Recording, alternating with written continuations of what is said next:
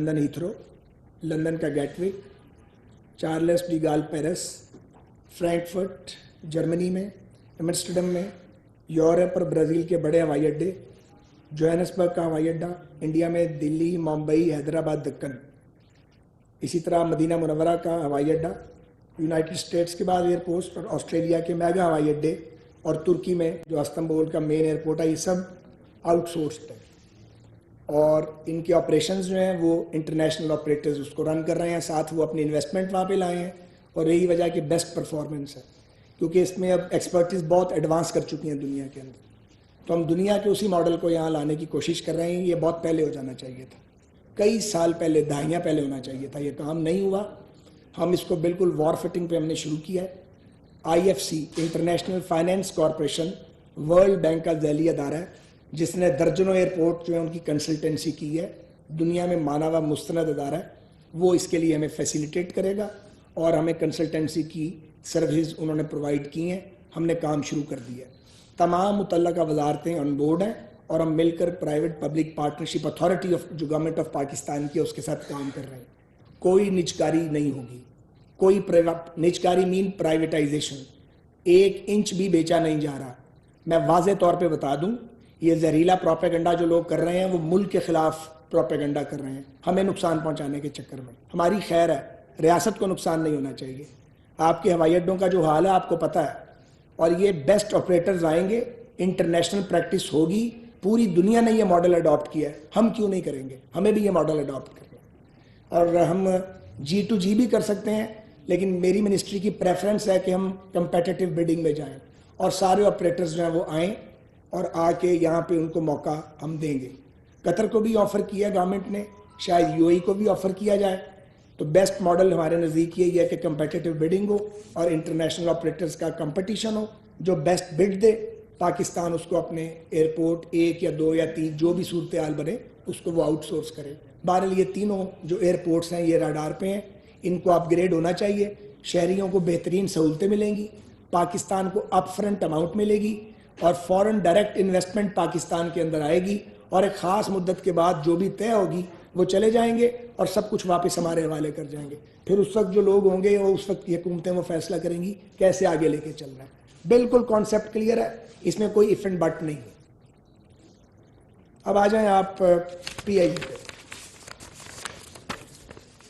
PIA मुद्दतों का व्यवहार अदारा है, मगर मैंने इन चंद माह में ये अंदाज़ा लगाया है कि ये काबिल इस्लाह है, लेकिन उसके लिए बहुत संजीदगी और तसलसल की ज़रूरत है और बहुत लंबा चौड़ा टाइम और UK के रूट्स खुल जाएं, जिसके लिए हम एड़ी चोटी का जोर लगा रहे हैं और गोल पोस्ट के करीब होते चले जा रहे हैं। एक्सटर्नल प्रेशर भी बेपनाह है, एंटी लॉबी भी बहुत ताकतवर है जो PIA को चाहती है कि फ्लाई ना करे, क्योंकि PIA का शेयर, मेरे पास फिगर्स मौजूद हैं, कौन कौन सी एयरलाइन ले गई है, लूट के ले गई है। तो दिल तो नहीं करता कि PIA का शेयर वापस आए, लेकिन हम पूरा अपना जोर लगा रहे हैं और उसका ये होगा कि रूट्स खुल जाएंगे तो टिकट भी एकदम नीचे आएगा क्योंकि कंपटीशन शुरू हो जाएगा। हमारे पास अगर कोई 12 से 14 जहाज़ ऐड हो जाएं लीज़ पे, ड्राई लीज़ पे, अच्छी कैपेसिटी के, और हमारे ये रूट्स खुल जाएं तो हम अपनी न सिर्फ ये कि ऑपरेशनल कॉस्ट क्रॉस कर जाएंगे, पूरी कर जाएंगे, बल्कि जो डेट सर्विसिंग है वो डेट सर्विसिंग भी करने के काबिल हो जाएंगे, क्योंकि डेट पुराना है, तकरीबन 650 या 700 अरब के बीच का है। कौमी बैंकों का ज़्यादा डेट है, लेकिन PIA ये सारा कर सकता है अगर उसे काम करने दिया जाए और तसलसल रहे। ये ना हो कि उखाड़ पछाड़ होती रहे, तसलसल रहेगा तो ये काम 3 से 4 साल में हो जाएगा इंशाअल्लाह ताला। मेरे पास जो चंद महीने बाकी हैं, अगर अल्लाह को ज़िंदगी देना मंजूर है तो उसमें जो हम कर जाएंगे वो मैं आपको बता देता हूँ। एक तो फूड क्वालिटी, उसको हमने इम्प्रूव किया है, आप टेस्ट कर सकते हैं, पहले की निस्बत फूड क्वालिटी इम्प्रूव हुई है। लाहौर में बहुत तबाही थी, कराची में हमारा अपना किचन है, पिंडी में भी अपना किचन है, पिंडी किचन एयरपोर्ट से बहुत दूर है, उसको कुछ ठीक किया है, मज़ीद ठीक करने की गुंजाइश है। कराची वाले की कैपेसिटी बढ़ा को बेहतर किया, इम्प्रूव किया, उसको 600 लोग काम कर रहे थे लेकिन वो मायार नहीं था जो चाहिए था, मायार बेहतर किया है। लाहौर में पता नहीं किसको इन्होंने कॉन्ट्रैक्ट दिया हुआ था और वो हम जानते नहीं थे कौन है, उसकी मायार बहुत घटिया था। अब फिर इन्होंने कंपेटिटिव बिडिंग की तो अब सूरत हाल बेहतर है। दूसरी बात है जहाज़ों की हालत, 14 आपके पास A320 है, 4 नए लिए हैं लीज़ पे, 10 पहले वाले थे। तो जो नशिस्तें थी वो 7 जहाज़ों की ठीक होने वाली थी, कोई हाल नहीं था नशिस्तों का। उन 7 में से 2 की नशिस्तें ठीक हो गई हैं, बाकी 5 की इंशाल्लाह मार्च तक मुकम्मल सीटें बदल जाएंगी और वो बिल्कुल नई सीटें होंगी, चेंज होंगी, लोगों की ज़िंदगी आसान हो जाएगी। क्योंकि ये A320 गल्फ़ में भी जा रहा है और ये डोमेस्टिक फ़्लाइट भी कर रहा है, तो ये एक टास्क मुकम्मल होगा।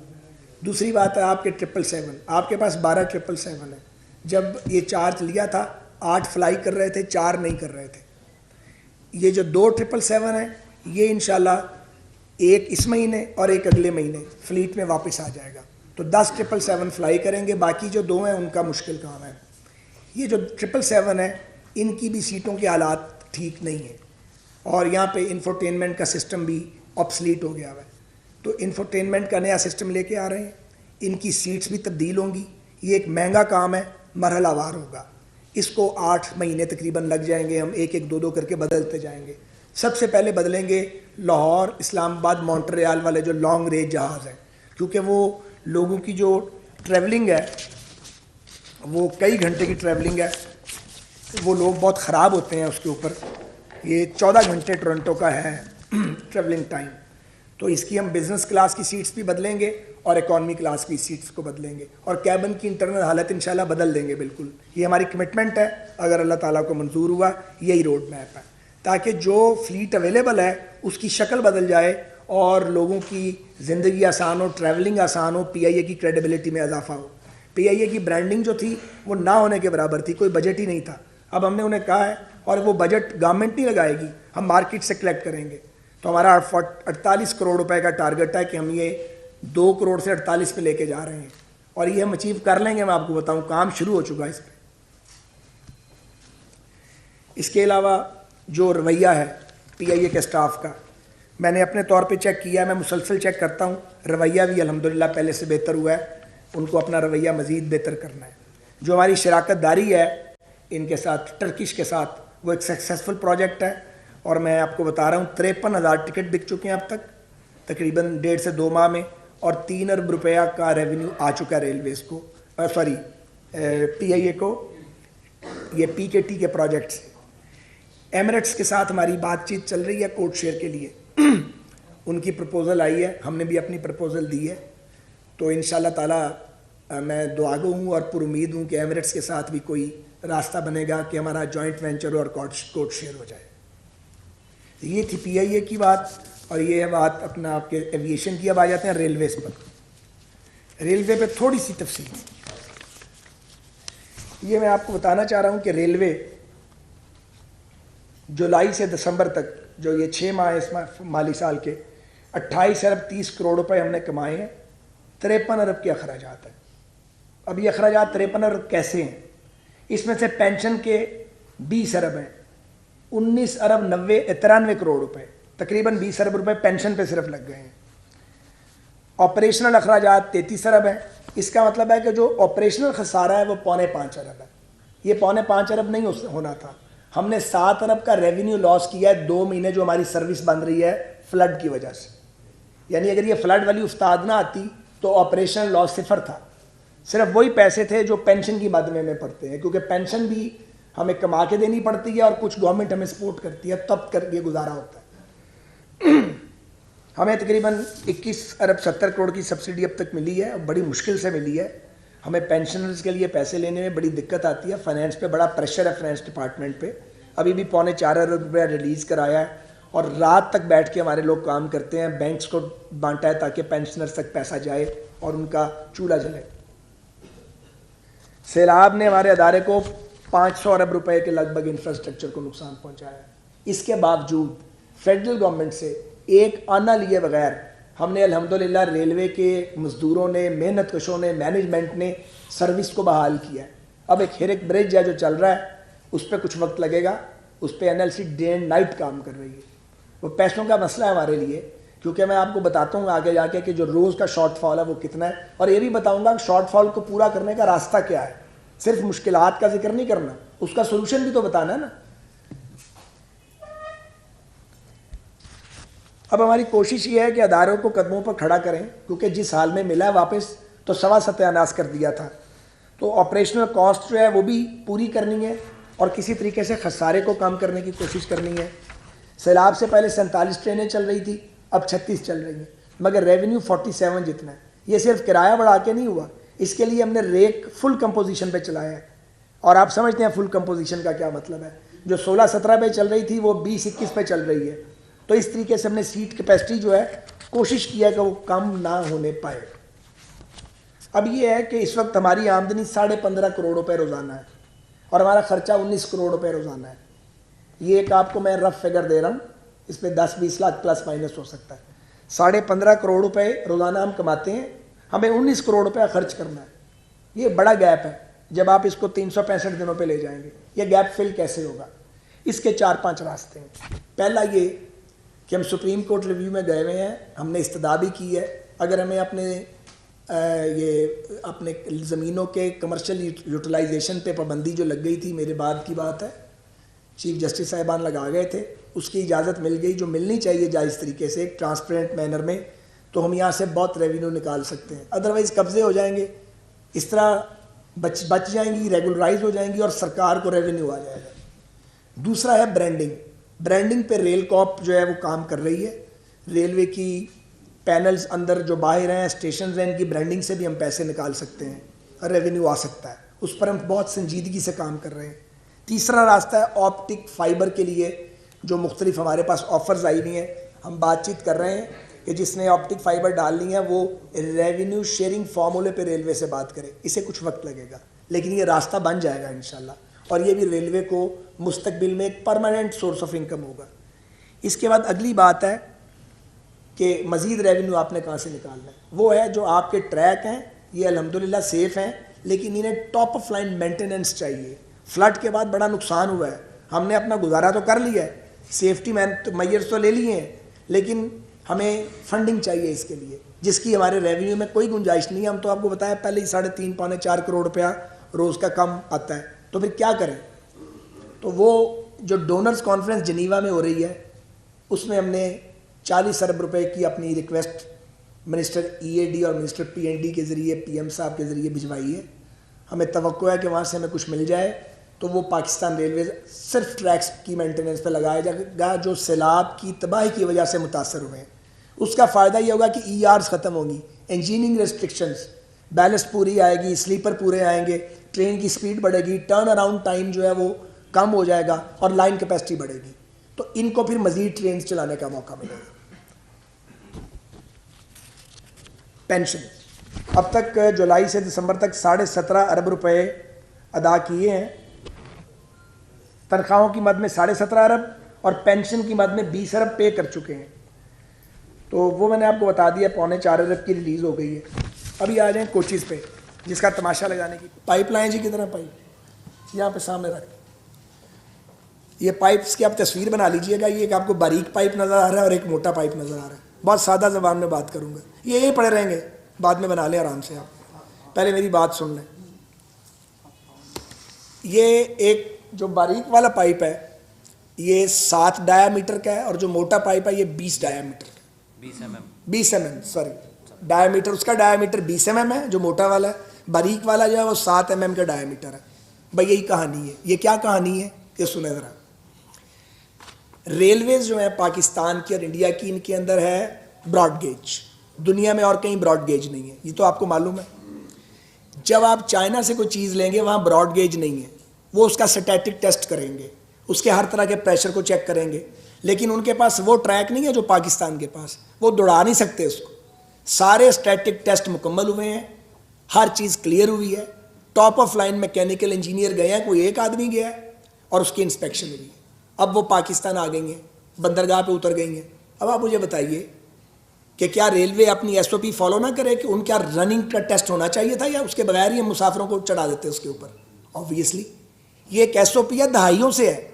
100-2,500 किलोमीटर उन कोचिज़ को चलाया गया है, right from Karachi to Peshawar and then to Khanewal, और फिर ब्रांच लाइनों पे घुमा के लेके आए हैं। 2500 किलोमीटर, 2000 पार्ट्स होते हैं एक कोच में, लिख लें 2000 पार्ट्स।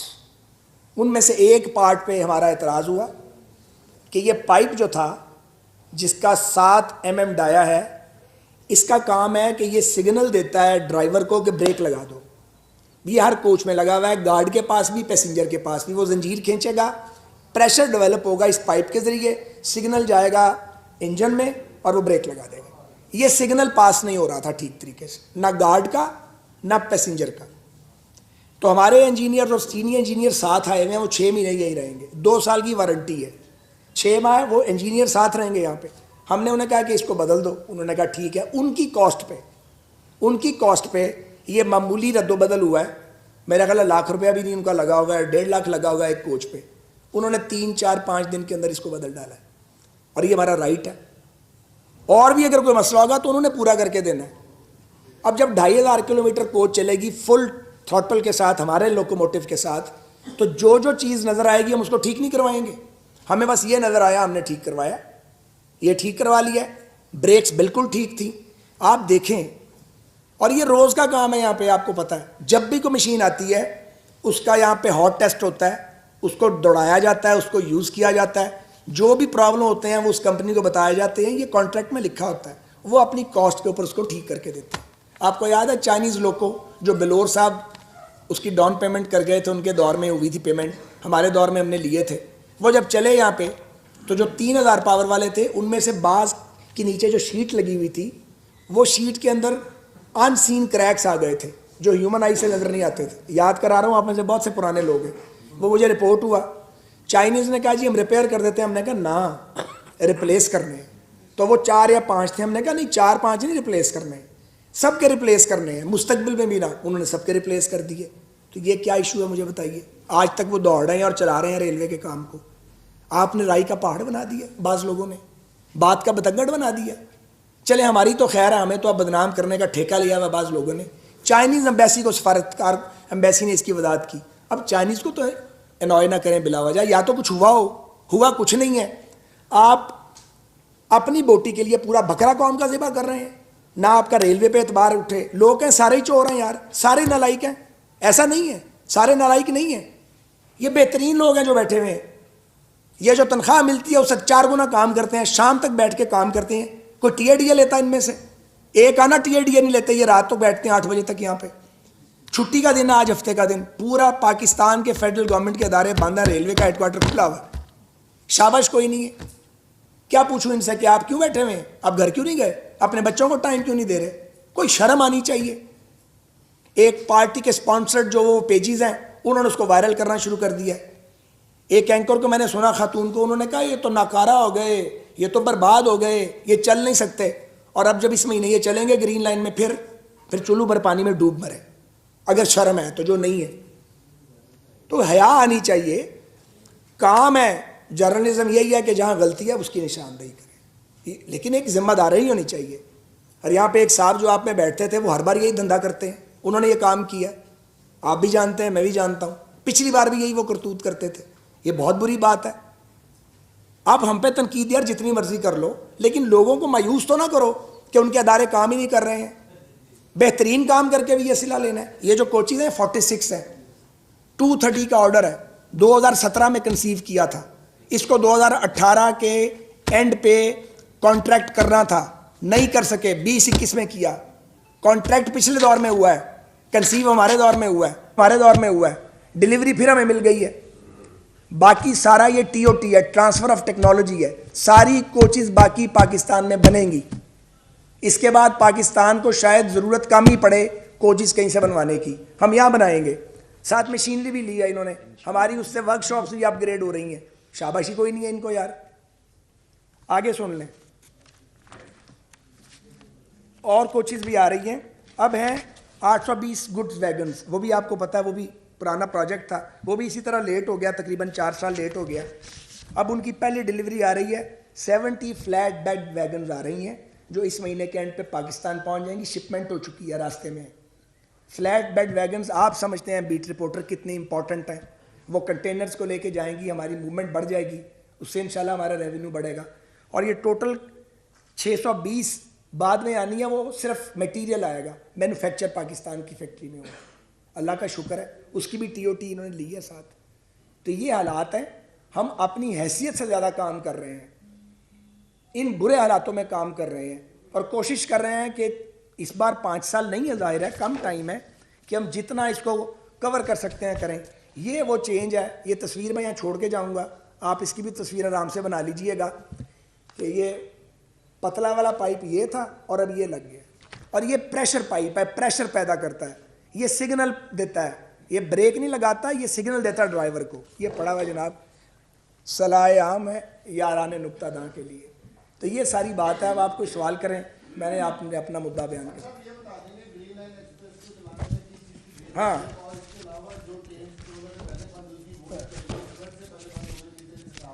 अच्छा जी, मैं समझ गया। ग्रीन लाइन के चलने में ताख़ीर की वजह सुन लें। ग्रीन लाइन में वाईफाई भी लगानी थी, जेनिटोरियल को आउटसोर्स करना था, और टिकट के इन बिल्ट में खाना देना था। और खाना कहना देना आसान है, एक चलती ट्रेन को 3 जगह पे खाना देना फ्रेश और गर्म और क्वालिटेटिव, दावा सारा कर देते हैं, उसके बाद ठुस हो जाता है और नाम महकमे का बदनाम होता है। तो जो इन्होंने TORs बनाए थे, हमारे पास दोस्तों ने, वो TOR ठीक नहीं थे, वो सारे TOR ठीक कराए, अपग्रेड कराए, ताकि हर बंदा XYZ बीच में ना घुसा है। क्वालिटेटिव कंपनियाँ हैं, वो इन्होंने बनाया। वो प्रोसीजर अब इनका तकरीबन 90-80% कम्प्लीट है माशाल्लाह। हम इस महीने के एंड पर ग्रीन लाइन अल्लाह के हुक्म से चला देंगे। इस वजह से डिले हुआ 15-20 दिन, और ये होना चाहिए था। उसमें इंफोटेनमेंट देनी है, उसमें आपने वाईफाई लगानी है, उसके अंदर आपने फीचर ऐड करने हैं, सर्विस देनी है, जेनिटोरियल दे दी है, जैसे पहले ग्रीन लाइन चलाई थी इंशाल्लाह ताला। तो टाइम लगता है चीज़ों को तैयार करने में। बाकी तमाम ट्रेन्स का सर एक 2 करके हम चल रहे हैं, क्योंकि हम सारी चीज़ों को कैलकुलेट कर रहे हैं। एकदम सारी ट्रेनें चला नहीं सकते, जो चला सकती थी चला दी हैं, और पूरी कंपोजिशन से चलाएंगे। और ये भी जो प्राइवेट ऑपरेटर्स की ट्रेन्स हैं, मैं आपको क्लियर कर दूँ, जिसने थोड़े बेंचमार्क पे ली हुई है वो हमने कोई नहीं चलानी। रेलवे को नुकसान नहीं पहुँचा सकते, या अगर कहीं स्मेल भी आ गई कि किसी ने मिली भगत से ट्रेन लिया, तो बेंचमार्क जो भी है बैठ के रेलवे से नेगोशिएट करें आके। रेलवे अपने खर्चे पे नहीं प्राइवेट ऑपरेटर्स की ट्रेन चलाएगा, उनके खर्चे पे चलाएगा। हमें रेवेन्यू चाहिए, यहाँ पे आने की ज़रूरत है, तो कहाँ से लेके आएँ? तो जो बात मान रहा है और जो रेलवे से ताउन कर रहा है, उससे रेलवे ताउन कर रही है। बिल्कुल सीधी 2+2 बात है भाईजान। क्योंकि अगर मैं कोई और कार्रवाई नहीं कर रहा, मैं किसी पर कोई इल्ज़ाम नहीं लगा रहा, लेकिन ये तो नहीं है कि नज़र नहीं आ रही चीज़ें। ML1 पे जी, अब ये लास्ट है क्योंकि अभी और प्रेस कॉन्फ्रेंस शुरू हो जाएंगी। ML1 पे जी हमने हुमायूं रशीद साहब की सरकर्दगी में यूनिट को फाल कर दिया है, उनको मैंने रीहायर किया है और ड्यू डिलीजेंस के ज़रिए किया है। तो अब चाइनीज़ साइड के साथ बात चल रही है, चाइनीज़ तैयार हो चुके हैं, उनकी मेहरबानी है। पिछले बीजिंग के दौरे में प्राइम मिनिस्टर साहब के वो मान गए हैं कि हम ML1 पे आपको सपोर्ट करेंगे, लेकिन वो एक बहुत ह्यूज प्रोजेक्ट है और बहुत लेट हो गया, उसकी कॉस्ट बढ़ गई हुई है। अब हमें ये भी देखना है कि उसकी कॉस्ट को ज़रा रीज़नेबल कैसे करना है, और कुछ उसके जो कि स्टार्टअप उसको कहाँ से करना है, क्योंकि ये जो सैलाब आया है तो हाइड्रोलिक स्टडीज़ दोबारा करनी पड़ेंगी आपको, क्योंकि ये अनप्रेसिडेंटेड सैलाब था, जो दरियाई सैलाब नहीं था। तो वो स्टडी भी आपको दोबारा करनी है। और उसके बाद इस वक्त जो हमारा मोस्ट क्रूशल एरिया है वो ML1 का, वो सिंध के अंदर है। तो हम अपनी तरजीहात को डाइवर्ट किया सिंध की तरफ, क्योंकि हम उसके पार्ट 1 में वो जो मुतासरा इलाका है उसके अंदर चाहेंगे कि ML1 जो है वो पहले उसके ऊपर काम शुरू हो। कुछ इधर होगा, ज़्यादातर काम उधर होगा। तो उस पर प्रोसेस चल रहा है अभी, मैं उसको आपको हतमी तारीख अभी नहीं दे सकता। पहले उन्होंने मौका दो। नहीं, इस तरह नहीं, ऐसे नहीं होगा, ऐसे नहीं। एक मिनट जी, 1 2 3 4। कराची से लेके खैबर तक सिविल एविएशन की बहुत सारी अराजी है जिसके कब्जा हुआ है, प्लाजे बन गए, मार्केटें बन गई, ऑपरेशन हुआ तो फिर रुक गया। उसको बार-बार कराने के लिए कोई स्ट्रेटेजी या जो बासल लोग थे वो कहते हैं बासल के ऑपरेशन जो है वो रुक गया। सर गुजारिश ये है कि अब तो इस वक्त कुछ हो नहीं रहा। वहाँ DGCA बैठे हुए हैं, खाकान मुर्तज़ा साहब तगड़े आदमी हैं, वो माफियाज़ के साथ लड़ रहे हैं। हमारे सेक्रेटरी चले गए हैं, शौकत साहब रिटायर हो गए हैं, बेहतरीन आदमी थे। कैप्टन सैफ अंजुम साहब आ गए हैं, वो भी तगड़े आदमी हैं। तो ये सब लगे हुए हैं, लेकिन सिविल एविएशन अथॉरिटी को लीगली साउंड करने की ज़रूरत है। उनका एक डायरेक्टोरेट ऑफ लीगल होना चाहिए उनके पास अपना, जैसे कि रेलवेज़ में हम बना गए थे, पिछले तोड़ गए थे, अब दोबारा बना रहे हैं हम। तो वहाँ पे डायरेक्टोरेट ऑफ लीगल बनेगा, जो ये बैटल लड़ेगा। ये एक दिन की जंग नहीं है, और कोई ऐसा काम नहीं करना कि जब तक मैं मौजूद हूँ या हमारे 2 अच्छे अफसर मौजूद हैं, लड़ाई चल रही है, जिस दिन गए तो काम ख़राब। तो सिस्टम बनाना पड़ेगा वहाँ पे, वो हम बना रहे हैं। और ये मैं बता दूँ, जिस तरह रेलवे की ज़मीनें डिजिटाइज हम करवा गए थे, सिविल एविएशन भी अपनी ज़मीनें अब डिजिटाइज करवा रहा है, उनको इस ट्रैक पर डाल दिया हमने। नहीं, बारी बारी आएंगे, बारी बारी आएंगे। नहीं सर, इस तरह नहीं जवाब है, ऐसे नहीं, मुझसे ऐसे नहीं होगा। जी अदनान साहब। जी भैया, जो भी ट्रेनिंग चल रही है उसकी हालत बहुत खराब है और जो मुसाफिर है वो शिकवा खुना है। दूसरा, आप शहबाज स्पीड के साथ काम कर रही हैं, लेकिन एक शख्स जो है वो रखना डाल रहा है इस सिस्टम को जो है वो तहवाला के लिए जो तैयार है, कैसे मुताबिक? वो जड़ा शख्स है ना, मैं वो गल नहीं करनी, मैं रेलवे हेडक्वार्टर रेलवे की गल करनी है। रेलवे की बात यह है भैया कि ये बिल्कुल आपकी ऑब्जर्वेशन ठीक है। मैं खुद एक दो रातों को खामोशी से गया था, वो मास्क लगा के टोपी शोपी पहन के, तो मैंने भी यही ऑब्ज़र्व किया। काम है बेपना करने वाला। उस पर एक तो जो POH का स्टैंडर्ड हम बना गए थे वो फिर कॉम्प्रोमाइज़ हुआ। अब POH के लिए यानी पीरियोडिक ओवरहालिंग के लिए पैसा चाहिए। जो पैसा ये इंजीनियर मैकेनिक वाले मांगते हैं, फाइनेंस वालों के पास होता नहीं है। ये मैकेनिकल वाले बैठे हैं, ये ट्रैफिक वाले हैं, वो फाइनेंस वाले हैं। तो वो मैं बीच में इसको मैनेज करने की कोशिश करता हूँ। एक ही रास्ता है, रेलवे को एट एनी कॉस्ट अपनी इनकम बढ़ानी है और अपनी हालत बेहतर करनी है, और उसके लिए बाहर नहीं तांग झांक करनी, खुद अपने पाँव पे खड़े होना है। ये टाइम लगेगा चीज़ों को, लेकिन मेरी दरख्वास्त होगी कि अखाड़ पछाड़ आइंदा नहीं होनी चाहिए। पिछली अखाड़ पछाड़ का सत्यानाश कर गए हैं जो भी कोई लोग कर गए हैं। मैं ना उनका नाम लेना चाहता हूँ, ना उस बहस में पढ़ना चाहता हूँ। डायरेक्टोरेट ऑफ IT उड़ा के रख दिया, अब दोबारा बना रहे हैं। डायरेक्टोरेट ऑफ लीगल बर्बाद कर दिया। डायरेक्टोरेट ऑफ लैंड को इम्प्रूव करना था, पूरा नक्शा पड़ा हुआ था, वहाँ का वहीं पड़ा हुआ है। आप अपने अदारों को इम्प्रूव करें ना। अब जैसे हम ERP लेके आ गए हैं, ERP से इंशाल्लाह ताला हर आने वाले 6 माह बाद इसकी परफॉर्मेंस बढ़ेगी।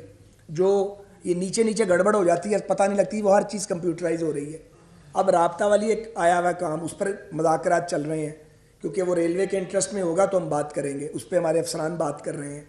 अगर वो हो गया तो उससे भी ट्रांसपेरेंसी मेंटेन होगी, तो चीज़ें आहिस्ता आहिस्ता बेहतर होंगी। मिसाल के तौर पे आप रेलवे स्टेशन पे ले लें, अब वहाँ पे वॉशरूम्स हैं, वो वॉशरूम्स हैं रेस्ट रूम्स के पीछे। भाई वॉशरूम को तो होना चाहिए सामने। अच्छा, लेकिन वो बने हुए हैं 100-125 साल पुराना निज़ाम है, तब रवायत और थी, आज रवायत और है। इनके पास पैसे नहीं है नए वॉशरूम बनाने के। तो मैंने इनको कहा कि आप जिन कंपनियों ने मोटरवे पे काम किया है, आप ओपन टेंडर करें कि आएँ, ये जगह लें, यहाँ पे वॉशरूम्स बनाएं, इसका थोड़ा सा टोल लें, इनको ऑपरेट करें और सफाई भी करें। उस पर भी काम कर रहे हैं। तो ब्याक वक्त बहुत सारे काम खोले हुए हैं, लेकिन आहिस्ता आहिस्ता उसका नतीजा जो है वो आएगा। ये ओवरनाइट नहीं आता होता। देखिए, पिछली बार भी अगर आपको याद हो 5 साल थे, पहले 2 साल चीज़ें सीधी करने में और फायर फाइटिंग में लग गए थे, फिर 3 साल के अंदर आपको बड़े वाज़ेह रिजल्ट्स नज़र आने शुरू हुए थे। अब है ही 1.25 साल, उसमें से 8-7 महीने हैं। अब फायर फाइटिंग कर रहे हैं और सिस्टम सीधा कर रहे हैं, इसमें इतना ही होगा। भाई साहब, आपके हल्के में तकरीबन 55% जो है ना रेलवे की ज़मीनें हैं, और जहाँ पे 2-3 मरले पे गरीब लोग रह रहे हैं, जो कि एक ईंट भी लगाते हैं तो पुलिस वाले पहुँच जाते हैं। अगर रेवेन्यू बढ़ाना है तो आप इनको मार करना। तुसी कितने रहते हो? मैं भी वहीं पे रहता हूँ। एक सेकंड। देखो भैया, बात ये है, आप तो मेरे वोट ख़राब करने के लिए आ गए। रेलवे का वज़ीर कोई और है और NA 131 का MNA कोई और आदमी है। जो MNA है वो MNA होता है और वज़ीर पूरे मुल्क का होता है। बस इसी के अंदर सारा जवाब है। उसने पूरा मुल्क देखना है। हल्के के लिए जो मैं कर सकता हूँ वो बतौर MNA करता हूँ। बतौर वज़ीर मेरे पास इख्तियार नहीं है कि मैं अपने हल्के के अंदर काम करवाऊँ। मैं बतौर MNA करवा सकता हूँ। खाना साहब, गुजारिश है कि चौधरी आपका सियासत में बड़ी नजर है आपकी, आप एक ग्रास रूट लेवल से आए हुए हो, चौधरी परवेज लाइन का क्या मुस्तकबिल देख रहे हैं आप पंजाब में? पता नहीं भैया, खुदा हाफिज़।